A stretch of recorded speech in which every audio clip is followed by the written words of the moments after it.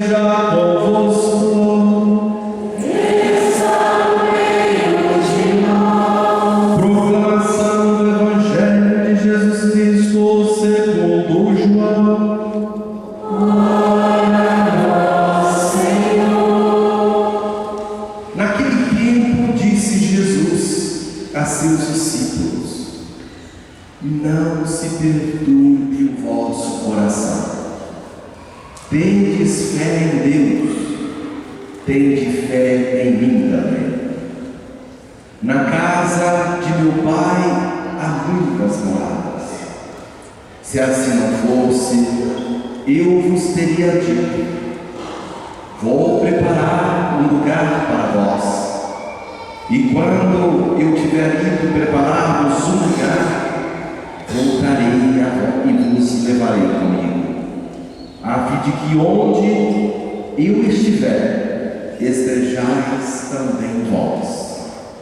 E para onde eu vou, vós conheceis o caminho. Tomé disse a Jesus: Senhor, nós não sabemos para onde vais. Como podemos conhecer o caminho? Jesus respondeu: eu sou o caminho, a verdade e a vida. Ninguém vai ao Pai senão por mim. Se vós me conhecesseis, conheceríeis também o meu Pai. E desde agora o conheceis e o vistes. Disse Filipe: Senhor, mostra-nos o Pai, isso nos basta. Jesus respondeu: há tanto tempo estou convosco e não me conheces, Filipe? Quem me viu, viu o Pai. Como é que tu dizes: mostra-nos o Pai? Não acreditas que eu estou no Pai e o Pai está em mim? As palavras que eu vos digo, não as digo por mim mesmo, mas é o Pai que, permanecendo em mim, realiza as suas obras. Acreditai em mim. Eu estou no Pai e o Pai está em mim. Acreditai ao menos por causa destas mesmas obras. Em verdade vos digo: quem acredita em mim fará as obras que eu faço, e fará ainda maiores do que estas, pois eu vou para o Pai. Palavra da salvação. Glória a vós, Senhor. Vós sois o caminho, a verdade e a vida. O pão da alegria descido do céu. Queridos irmãos e irmãs, no Evangelho dos domingos passados, vimos a preocupação de Jesus em formar uma comunidade que continuasse a sua obra. Sabemos que com a morte de Jesus, os discípulos se dispersaram e aos poucos ele foi congregando o grupo em torno da fé, da sua presença viva e atuante. Nós estamos aqui porque pertencemos a essa comunidade que teve a sua origem naquela pedra fundamental desse edifício espiritual que é a igreja, o Cristo ressuscitado. Estamos aqui porque nós professamos essa fé. Cristo ressuscitou e habita entre nós. E o próprio Cristo havia dito: onde dois ou mais estiverem reunidos em meu nome, eu estarei ali. Ele é vivo aqui, nesta assembleia, na palavra, no altar, presidência dessa celebração, na liturgia propriamente, ele é vivo. Então a comunidade ela surgiu dessa fé. E o que é mesmo uma comunidade cristã? Devemos focar na atenção o que caracteriza uma comunidade cristã. As leituras bíblicas de hoje nos dão uma resposta. A primeira leitura mostra assim o primeiro conflito da comunidade de Jerusalém e como que eles resolveram o conflito, resolveram o problema. Isso nos dá uma dica extraordinária, porque sempre haverá conflito na comunidade. A diferença está no como enfrentar os conflitos. Conflitos vai acontecer sempre na família, mas a maneira evangélica de superá-los. Então, o que acontece? Os cristãos, qual é a queixa? Os cristãos de origem grega queixam-se que as suas viúvas não estão recebendo a mesma atenção do que as viúvas judaicas. Esse é o problema. A discriminação, diferença na comunidade. Os apóstolos propõem a escolha de 7 homens honrados, ficando eles mais livres para a oração e para o serviço da palavra. Nascia assim o primeiro ministério da igreja, o diaconato. O que é o diaconato? O que é o diácono? O servidor. E com isso todos os ministérios, nós podemos já perceber aí a comunidade, como que ela vai se organizando em torno dos serviços. E isso, a comunidade, ela é ministerial, cheia de atividades, de funções, de serviços. E aí o episódio nos mostra, a partir desse texto, que a igreja é uma comunidade que sempre teve e terá conflitos, mas deve enfrentar situações novas e difíceis com sentido eclesial, de unidade na pluralidade. Buscar a unidade na diferença. Vai permanecer sempre isso, mas precisa recorrer à ação do Espírito, que ilumine as mentes, ilumine os corações. Qual é a conciliação? O que buscar no momento em que as coisas não funcionam tão bem assim? A família, como uma comunidade que tem a marca de ser cristã, como enfrenta os conflitos. E esse episódio nos mostra também que a igreja é uma comunidade hierárquica. Perceberam? Ela recorre aos apóstolos, vai atrás deles, reza, invocando o Espírito Santo e busca uma solução para o problema. Partilham as responsabilidades. Então a comunidade escolhe. Então os apóstolos, eles confirmam impondo as mãos. Então há uma hierarquia também na comunidade. Os apóstolos. Então eles recorreram-se a ele.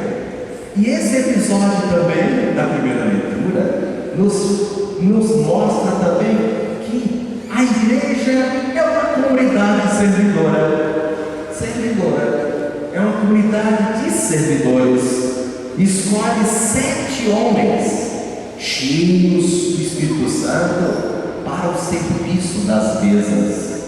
Assim, a igreja apostólica, guiada pelo Espírito de Cristo ressuscitado, vai desenvolvendo os ministérios para realizar a sua tríplice missão: o serviço da palavra, o serviço do culto e o serviço da caridade.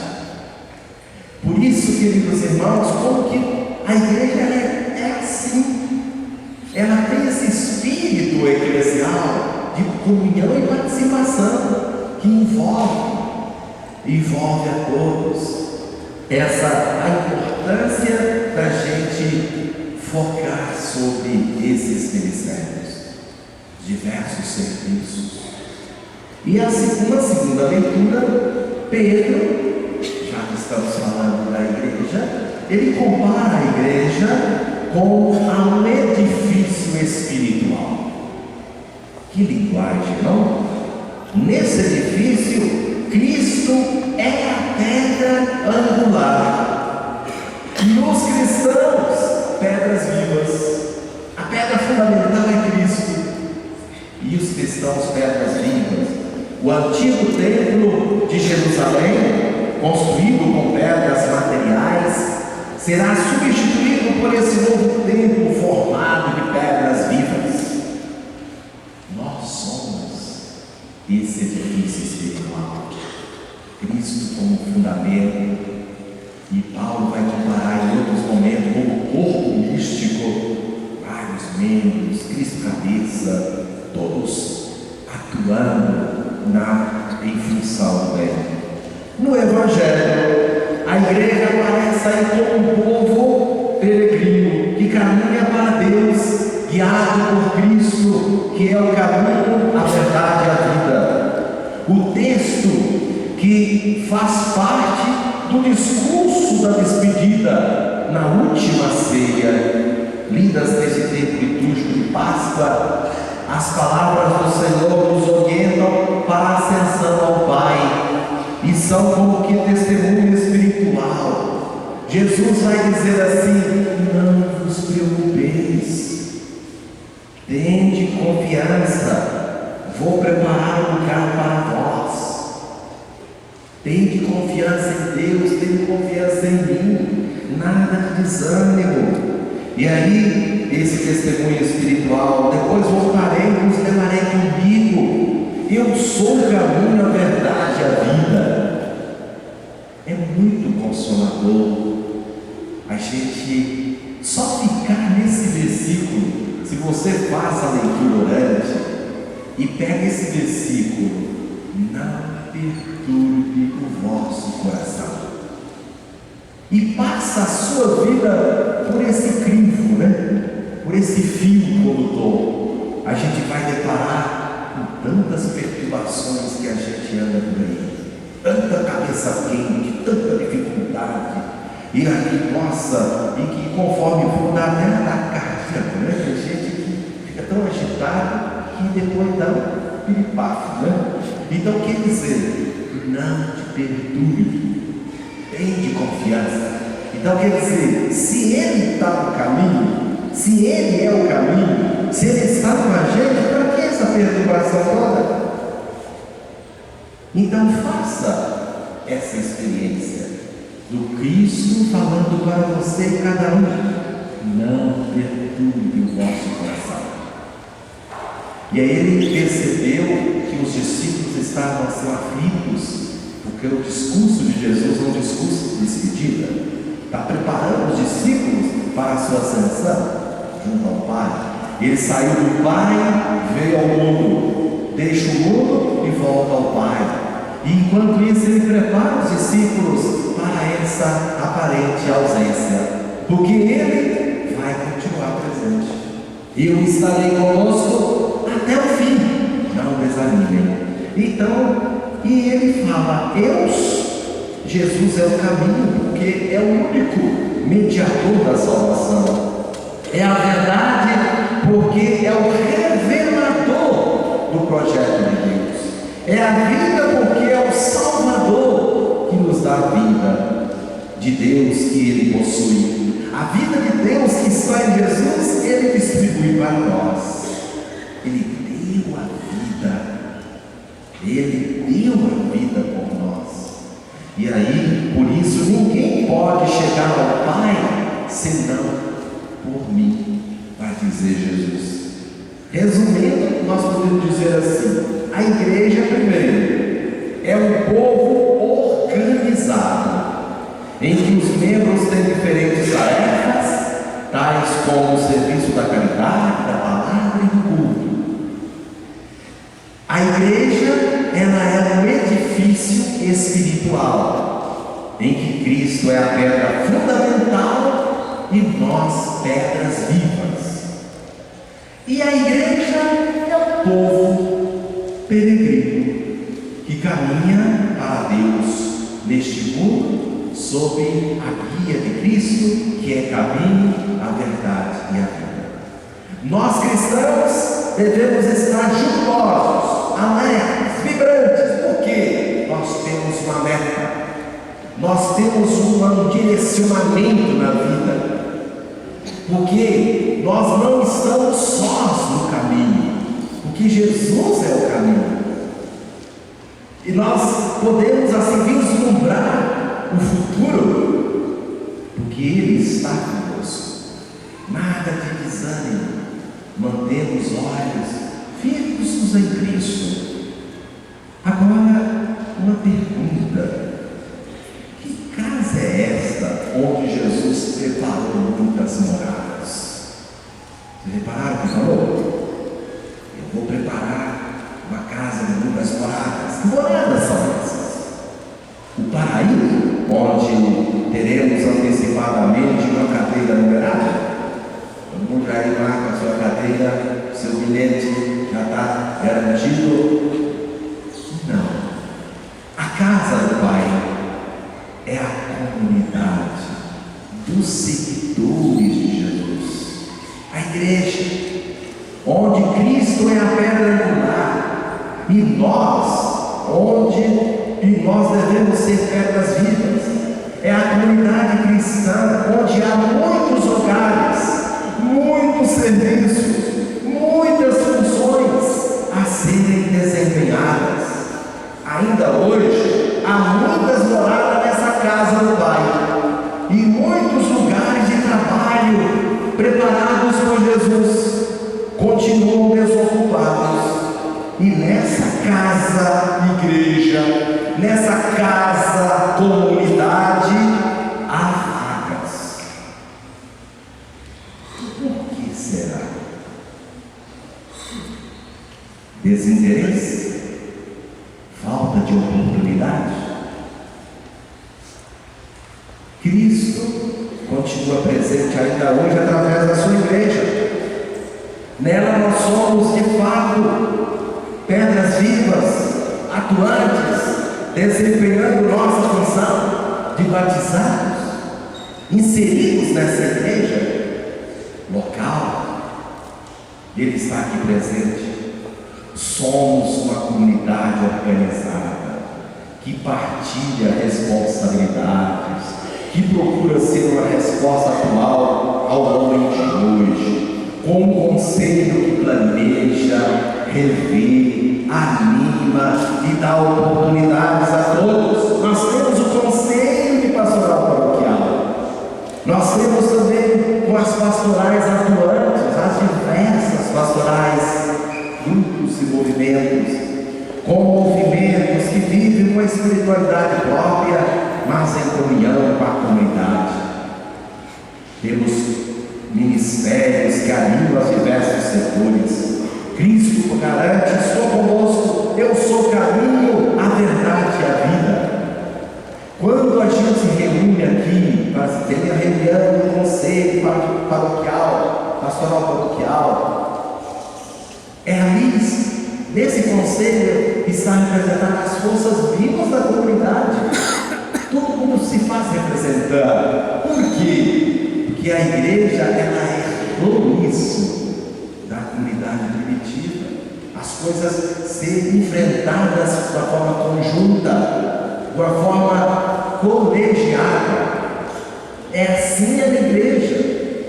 Longe de nós vivermos e termos uma postura isolada, paralela, no meu grupinho, no meu movimento, na minha pastoral, e não desato no grande rio da igreja. Esses caminhos paralelos mostram o egoísmo. Isso não é ser igreja. Igreja é comunhão, é participação. Tem conflito? Tem. Devemos enfrentá-los evangelicamente. Então, quando aparece conflito, muita gente foge. Logo, o conflito é uma realidade, está presente em todos os contextos onde existem pessoas, mas a gente nunca deve desistir da caminhada por causa do conflito. As comunidades aí, o primeiro concílio de Jerusalém surgiu baseado no conflito de evangelização.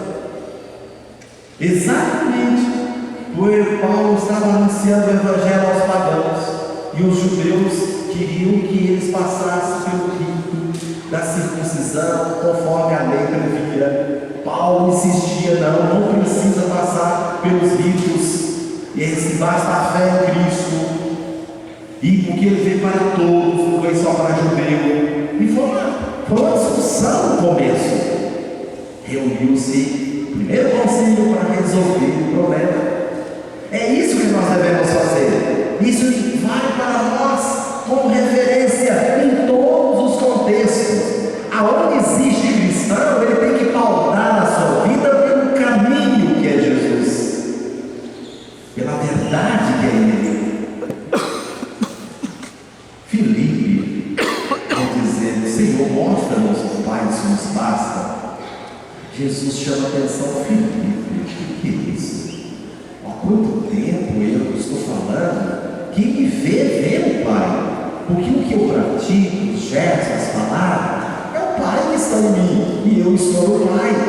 Então o próprio Jesus manifesta que Ele age em conjunto com o Pai, em comunhão com o Pai. As obras manifestam o Pai, e nós, como comunidade cristã, devemos também fazer assim, manifestar essa comunhão, mas precisamos vencer em nós o individualismo, o egoísmo, aquela tendência de imposição que às vezes a gente tem sobre os outros, o exercício mal que a gente faz do poder, porque eu tenho uma função, a gente quer impor os outros, não ouve, não dialoga. Isso não é ser cristão. Comunidade cristã, ela resolve os problemas juntamente, como também tem os carismas, os dons que são partilhados. E isso é ter essa visibilidade. Vejam como eles se entendem, vejam como eles se amam, vejam como eles são unidos. Essa visibilidade nós estamos mostrando quem é Deus, que Deus é comunhão, Deus é participação. Jesus mesmo diz: eu e o Pai somos um. Quem vê eu fazendo essas coisas, curando, libertando, evangelizando, o Pai está em mim. Então, nós devemos contemplar mais Jesus, devemos contemplar a sua humanidade, perceber melhor. Para isso, nós temos que ter familiaridade com a palavra, meditar. Nós devemos realmente contemplar esse Jesus, porque Ele nos revela o verdadeiro Deus. O verdadeiro Deus passa pela pessoa de Jesus, e é Ele que nos dá essa garantia. Portanto, queridos irmãos, caminho que devemos percorrer com os irmãos, verdade que devemos proclamar ao mundo carente da luz divina, vida que devemos defender e viver. Agora uma pergunta para nós, e vamos fazer um pouquinho de silêncio. Que tipo de igreja estou ajudando a construir na minha comunidade? Eu me sinto responsável pela comunidade, pela igreja? Como é a minha dedicação a essa comunidade? Sinto-me pertencente a ela? Por que dessa pergunta? Porque tem cristão que é uma abelha toda, não para em lugar nenhum, roda, e não tem aquele senso de pertença à comunidade. Ou fica apenas olhando de longe, tem gente que gosta só de olhar de longe e criticar, porque se dessa lei os outros, não faz nada também. Só quer ver os outros. É assim, ou você fica aqui da crítica, só fica criticando e não assumindo o meu lugar. Vamos parar aqui, mediante a palavra, esses questionamentos, que o Senhor tem me falado agora, neste instante. E você também, querido ouvinte, seguindo essa reflexão da palavra, deixe-se levar por essa ação do Espírito em sua vida.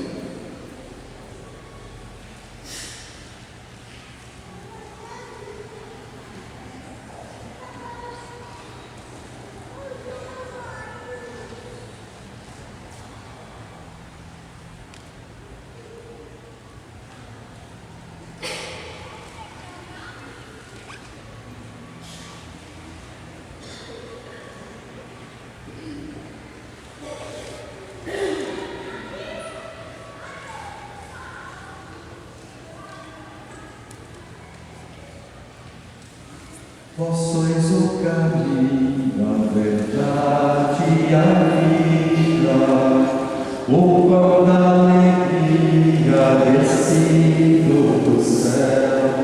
Nós somos caminheiros que marcham para o céu. Jesus é o caminho que nos conduz a Deus. Vós sois o caminho, a verdade e a vida, o pão da alegria descido do céu. E agora, queridos irmãos, vamos renovar nosso compromisso, nossa fé.